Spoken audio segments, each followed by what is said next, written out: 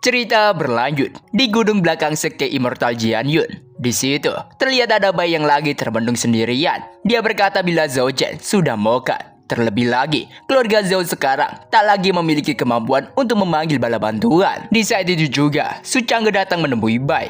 Bai memberitahu Su Chang'e apabila keluarga Zhao mengirim seorang utusan. Mereka mengatakan bahwa mereka tak akan mempermasalahkan hal ini. Mereka juga memohon agar Su Chang'e berbelas kasih dan tak menghancurkan keluarga Zhao. Su Chang'e di sini malah tertawa dan berkata bila dirinya tak sengaja memukulnya dan ternyata dia mokat. Su Chang'e juga bertanya apakah mereka belajar dari kesalahan mereka. Bai mendekat ke Su Chang'e dan bertanya apa maksud Su Chang'e. Mendengar pertanyaan itu, Su Chang'e malah dibuat bingung dan bertanya pertanyaan yang sama. Dengan menangis terharu, Bai berkata bila Su Chang'e membatalkan pertunangannya. Jadi, dia bertanya apakah itu berarti Su Chang'e ingin menikahi dirinya. Bila begitu, dia bertanya mengapa Su Chang'e tidak memberitahunya sejak awal. Selain itu, dirinya juga cukup penasaran dengan maksud dari banyak goblin kecil di sekitar Su Chang'e. Su Chang'e agak ragu untuk menjawabnya. Dia berkata, bila sekte sedang sibuk dengan banyak urusan, jadi ia rasa sangat sulit untuk mengurusi hubungan anak-anak. Lagi pula, dirinya juga tidak pernah pertunangan dengan wanita lain. Dengan serius Bai bertanya, apakah itu benar? Su Chang'e pun berkata, bila itu tentu saja. Bai sangat kesal dan langsung merangkul Su Chang'e. Dia merasa itu sangat bagus karena Su Chang'e sudah membantunya dan semua orang di sekte mengira Su Chang'e jatuh cinta padanya. Jadi ia meminta Su Chang'e untuk bertanggung jawab padanya. Su Chang'e yang mendapati itu merasa itu sangat mengerikan.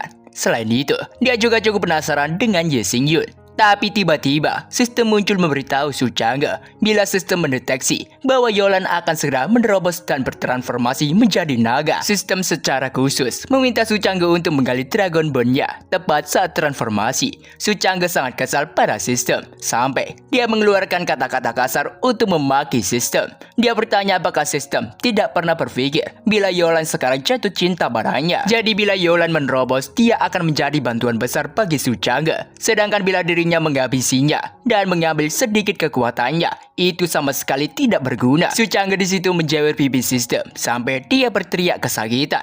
Tapi di sini Su Chang'e memikirkan sesuatu yang lebih baik. Dia berkata pada sistem, lebih baik dirinya membantu Yolan merobos dan memenangkan hatinya sepenuhnya, lalu membuatnya bekerja untuk Su Chang'e sendiri. Dia bertanya, bukankah itu jauh lebih menguntungkan? Sistem yang mendapati itu merasa Su Chang'e memanglah seorang iblis sejati. Karena itu juga sistem akan memperbaiki misinya. Sistem pun memberi misi baru kepada Su Chang'e, yaitu membantu Yolan menerobos ke ranah Supreme dan mengakses Dragon Bone. Dalam puluhan tahun, tingkat kultivasinya hingga ranah Ancient Emperor. Dan Ancient Emperor akan muncul lagi di dunia dan bergabung ke dalam pasukan Su Chang'e.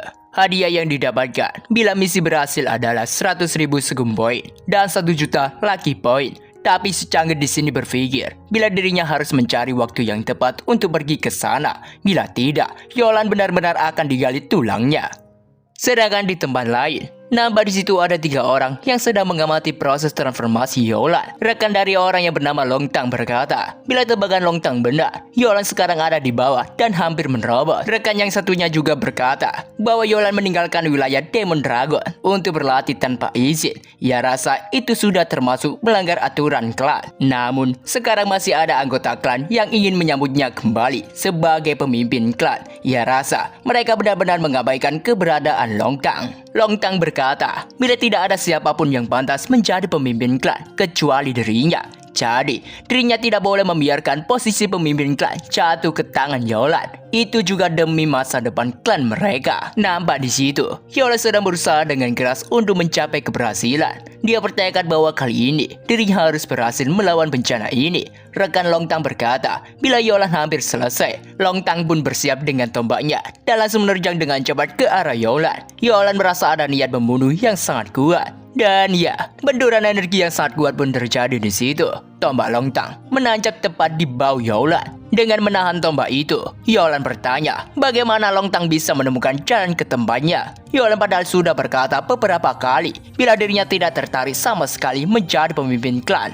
Long Tang berkata bahwa dirinya tak peduli apa yang Yolan pikirkan, karena keberadaan Yolan saja sudah merupakan sebuah dosa. Dan sekarang petir kegelapannya mulai melemah dan tribulasinya akan segera menghilang. Jadi, jika Yolan melewatkan kesempatan ini, tidak ada yang tahu kapan akan datang lagi. Yolan menganggap Longtang sangatlah licik. Longtang berkata, bila ini adalah pertarungan hidup dan mati. Jadi, ia rasa ini adalah strategi, bukan kelicikan. Yolan bertanya, apa gunanya Longtang menyerangnya secara diam-diam? Dia juga bertanya, apakah Longtang tidak malu suku menganggapnya sebagai pengecut? Kalau Longtang laki-laki sejati, Yolan meminta untuk menunggunya sampai dirinya selesai menerobos. Baru mereka bertaruh. Karena semuanya sudah sampai sejauh ini, satu-satunya cara bagi Yolan adalah dengan memprovokasi Longtang. Asalkan itu, dirinya bisa menerobos dengan lancar. Tapi di sini Longtang berkata, bila dirinya tidak berani. Mendengar itu Yolan juga kesal dan mengetahui Longtang sebagai sampah.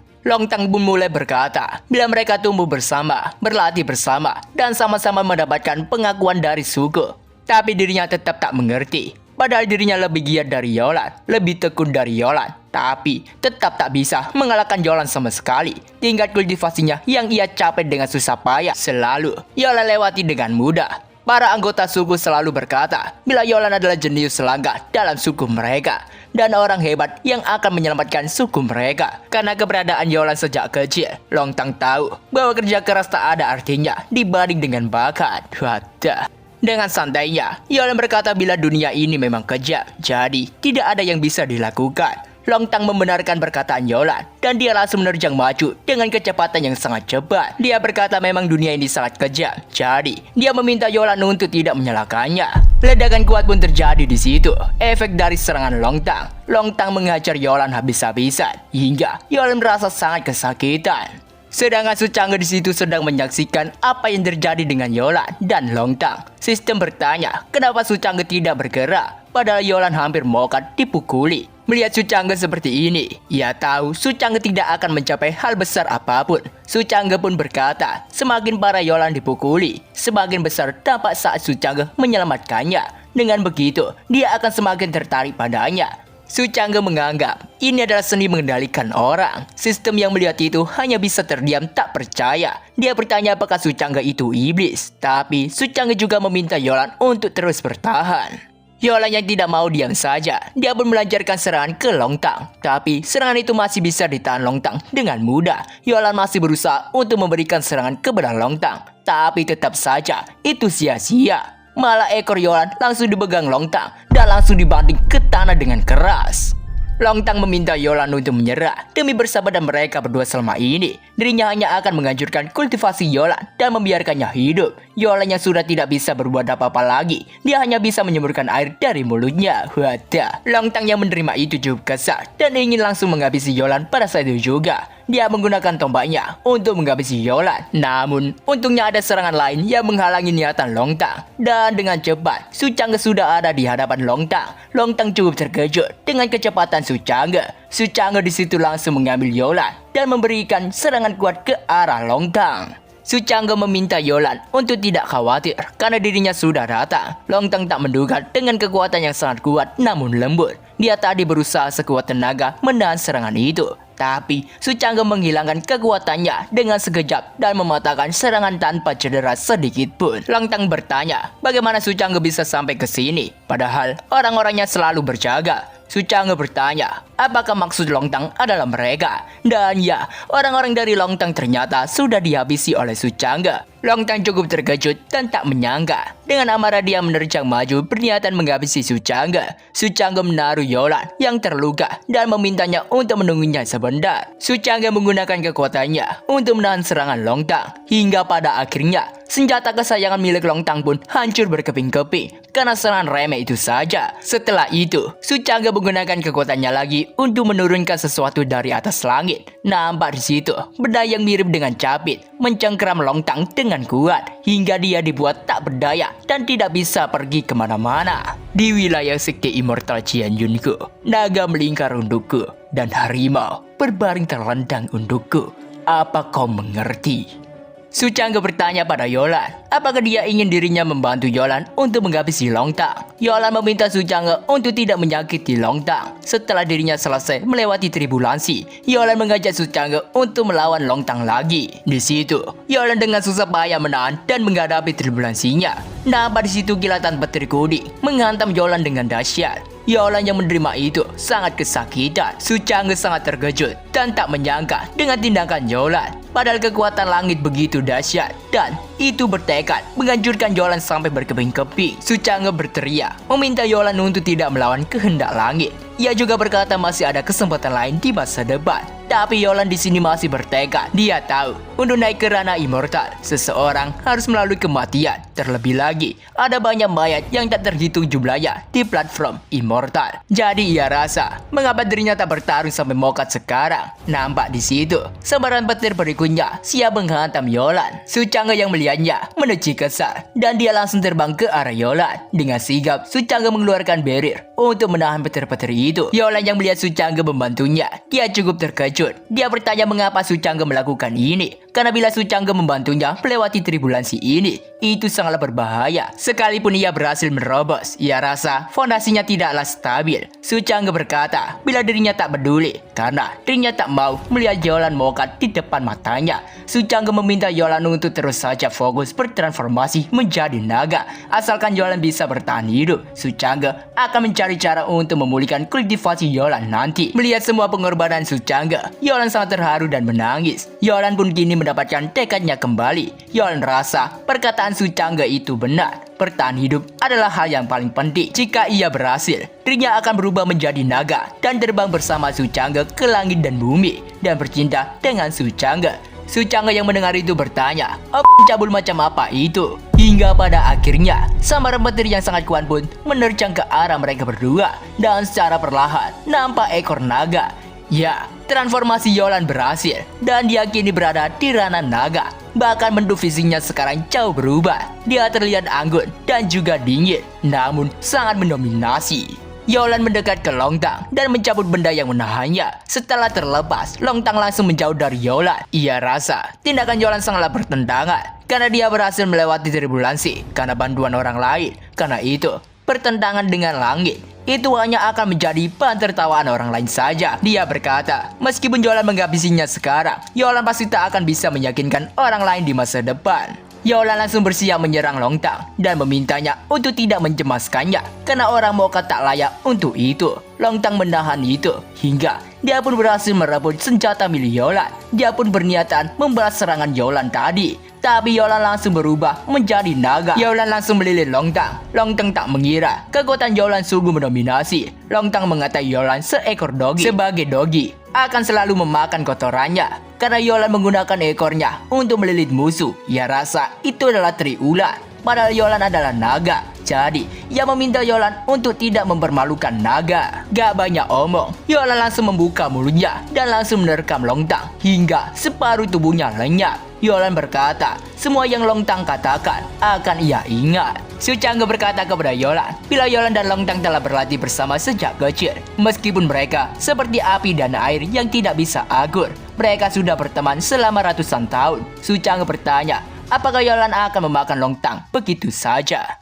Yolan berkata, karena Longtang sudah datang berarti dia sudah siap mengorbankan nyawanya. Dia juga berkata, bila dunia ini sangat luas, saling memangsa seperti gunung dan sungai. Entah siapa yang memakan atau dimakan. Yolan akan membawa obsesi terakhirnya dan memimpin klan Demon Dragon dengan baik. Yolan mendekat ke Su Chang'e dan memegang bibirnya. Dia bertanya apa Su Chang'e ingat yang dulu ia katakan saat dirinya mencapai Supreme, mengubah ular menjadi naga dan bertransformasi menjadi manusia. Yolan akan memberi Su Chang'e sekarang di sini.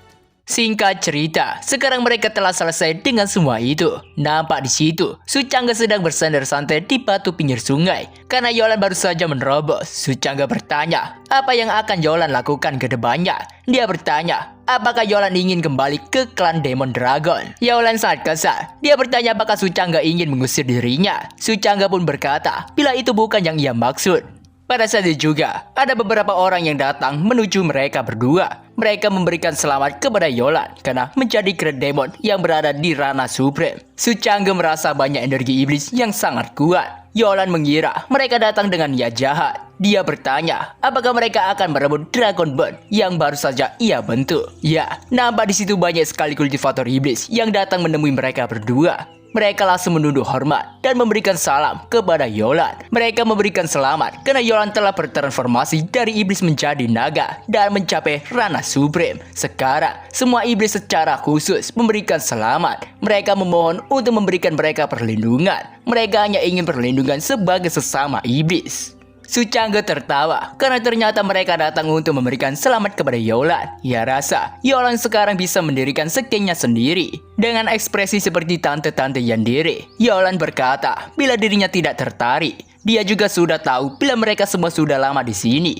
Diam-diam mengamati pertarungan dirinya dengan Longtang. Dan siapapun yang menang akan menjadi raja. Yolan bertanya, apakah mereka kira dirinya tidak tahu? Mereka tak menyangka, ternyata niat mereka sudah diketahui oleh Yolan. Suchangge meminta mereka semua pergi, karena mereka tak layak berada di sekte Immortal Jianyun. Tapi mereka berkata, bila Yolan tak setuju, mereka rela berlutut memintanya. Suchangge tidak peduli, dan itu terserah mereka. Tapi Suchangge memperingati mereka, kalau mereka mengganggu para muridnya, dirinya akan menghabisi mereka semua. Seorang ladyboy bertanya-tanya, mengapa Yolan boleh tinggal di sini, sedangkan mereka tidak. Ia rasa Suchangge memang menyukai Yolan, jadi ia merasa dirinya juga bisa melakukannya. Waduh. Dengan sok imut dia berkata, mungkin Suchangge menyukai seleranya. Dia berteriak mengajak Suchangge untuk berlatih kultivasi ganda bersama. Suchangge yang masih normal dan tidak mau jomo. Dia langsung meninju ladyboy itu hingga melayang entah kemana. Sedangkan dari kejauhan ada seseorang yang memperhatikan mereka semua. Entah siapa identitas orang itu sebenarnya.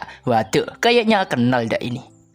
Kita kini beralih di gunung bukit Wanxiong. Tepatnya di kota Wanxiong, seorang wanita mengucapkan selamat datang kepada orang-orang yang telah tiba di tempatnya. Dia juga berkata, konferensi Divine Object akan segera dimulai. Dan identitas orang itu ternyata adalah Mu Xingcheng, Lord Kota Wanxiong. Xingcheng menyambut para tamunya. Nampak di situ ada Ye Feng dan orang di belakangnya yang menggunakan baju kuning itu adalah Li Jue, mantan Holy Son dari Xinglong Holy Light. Dan orang yang memegang kipas di tangannya adalah Xuan Yuan Wu Heng, pangeran ketiga Eternal Immortal Dynasty. Di situ juga ada seorang wanita yang tiba-tiba mengatai mereka semua segerombolan sampah tak berguna. Bahkan ia merasa bila berjalan dengan mereka semua akan membuat suasana konferensi Divine Object menjadi menurun. Identitas wanita itu adalah Leng Xingxiu, seorang demon side. Di situ ternyata ada Mo Daotian juga yang ikut bersama rombongan Xingxiu. Ye Feng berkata kepada Mo Daotian bila dirinya sudah membiarkan Mo Daotian beberapa kali. Jadi dia meminta untuk jangan tak tahu diri. Mo Daotian malah mengejek Ye Feng. Dia meminta Ye Feng untuk memukulnya saja kalau berani. Mu Xingcheng meminta mereka untuk bersabar karena dalam konferensi Divine Object, 3 alam akan bekerja sama. Para kebanggaan dari semua kekuatan berkumpul untuk mengidentifikasi senjata ilahi dari Heaven and Earth demi kebaikan semua alam. Karena itu, Mu Xingcheng meminta mereka untuk tidak merusak keharmonisan ini. Dengan sombongnya Ye Feng berkata, bila dirinya tak akan berdebat lagi dengan Xingxiu demi kehormatan Mu Xingcheng. Mendengar itu, Xingxiu langsung menyerang Ye Feng dengan cambuknya. Dia bertanya bagaimana jika dirinya bersikeras untuk ikut campur. Dia juga berkata, bila dirinya kesal melihat wajah Ye Feng yang menyebalkan itu. Ye Feng pun tersulut emosinya. Di situ, Wu Hen membuat formasi perlindung untuk terhindar dari pertarungan mereka berdua. Xingxiu langsung menerjang maju. Dia berkata, bila dirinya tak peduli jika Ye Feng membuli Mo Daotian. Tapi, kalau Ye Feng menghina para iblis, artinya Ye Feng memang cari mokat. Ye Feng meminta Xingxiu untuk tidak berbicara omong kosong,